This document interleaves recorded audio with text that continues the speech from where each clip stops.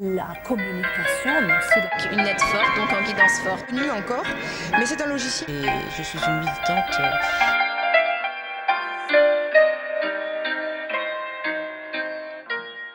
Bonjour Laurence Bie. Bonjour Claude. Tu es journaliste. Oui, je confirme. Et créatrice du site Parents 3.0. Mais pourquoi ce site? Et puis surtout 3.0. Alors, Parents 3.0 est né il y a 4 ans. Quand mes enfants ont découvert l'iPad. J'avais commandé un iPad à la maison, les enfants l'ont découvert en même temps que moi. Et j'ai vu qu'il y avait une très grosse attirance pour cet outil. Et c'est en fait en observant mes enfants, les enfants des autres, je me suis aperçue que les écrans, le numérique en général, avaient une réelle capacité à changer les liens familiaux et à bouleverser un petit peu les habitudes familiales. Donc j'ai commencé à créer ce site qui s'appelle donc Parents 3.0. Alors 3.0 pourquoi? Pour prendre un peu d'avance et puis un petit clin d'œil à mes 3 enfants. Mais au fond, quels ont été tes objectifs en créant ce site? Donc au départ, c'était vraiment observer les liens et les nouveaux liens numériques qui irriguaient les familles. Et puis en fait, plus le temps avance, plus je m'aperçois que les parents ont besoin de sources, ont besoin de liens pour s'emparer du numérique. Je crois que c'est très important que les parents s'emparent du numérique. Donc ils vont sur le blog et ils consultent, ils voient. Tu as des relations aussi par la suite avec ses parents? Alors souvent c'est ça qui est formidable avec le numérique, c'est que par le biais du mail, par le biais de la page Facebook, par le biais de Twitter aussi où je suis très présente, j'ai des parents qui me posent des questions, qui m'interpellent, qui voilà. Donc c'est vraiment fait pour ça. C'est un outil d'échange, un espace d'échange où on peut poser des questions, même interagir entre parents parfois dans les commentaires, il y a des parents qui interagissent entre eux. Donc c'est vraiment le but. Alors à l'ère du numérique, on peut avoir un autre type de parentalité?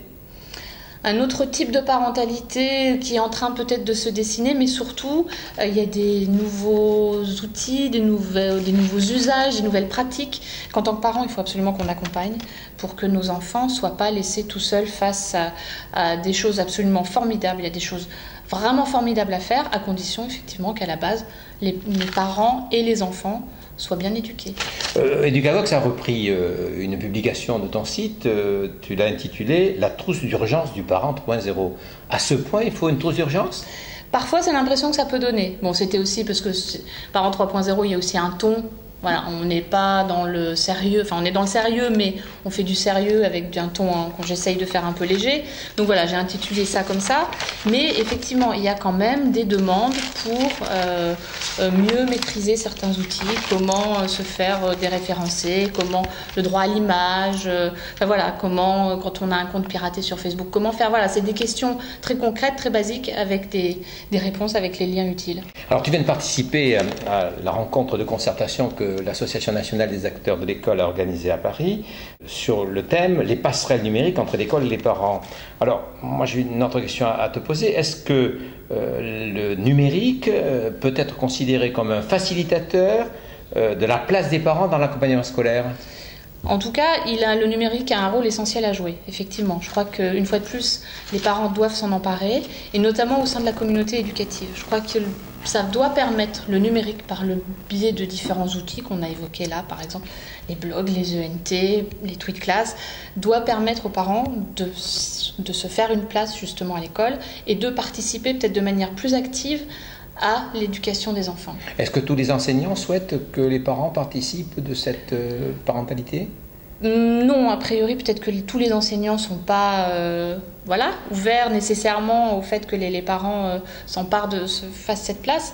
Mais je crois que les enseignants doivent aussi être sensibilisés au numérique pour justement donner une impulsion positive de manière à ce que toute la sphère éducative autour des enfants soit au courant et s'en empare. En fait, on se rend compte que la plupart des organisations, qu'elles soient des entreprises, je dirais même l'éducation nationale, l'État, sont obligés de définir d'autres modes de gouvernance du fait du numérique. Est-ce que justement le numérique ne va pas faciliter cette relation entre les enseignants et les parents, je dirais même, entre guillemets, obligés peut-être de travailler ensemble, parce qu'en fait, la place des parents dans l'éducation, c'est quand même une place de coéducateur. Les parents sont des coéducateurs. Là, toutes les idées qu'on vient d'émettre au sein de cette rencontre, il y a plein de choses très intéressantes qui sont en train d'émerger. Et je crois qu'effectivement, avec tous les outils numériques, les nouvelles habitudes, et puis aussi par le biais de l'impulsion des enfants, qui nous poussent aussi à nous y intéresser, qui doivent pousser les enseignants aussi à s'y intéresser, faire en sorte que également les parents puissent faire leur place et s'en emparer. Alors tu as dit tout à l'heure, et ça je l'ai retenu, que le tweet class pouvait permettre de donner aussi une place aux parents. D'abord, qu'est-ce que c'est qu'un tweet class? Alors une tweet class, c'est une classe qui utilise Twitter pour ses vertus pédagogiques.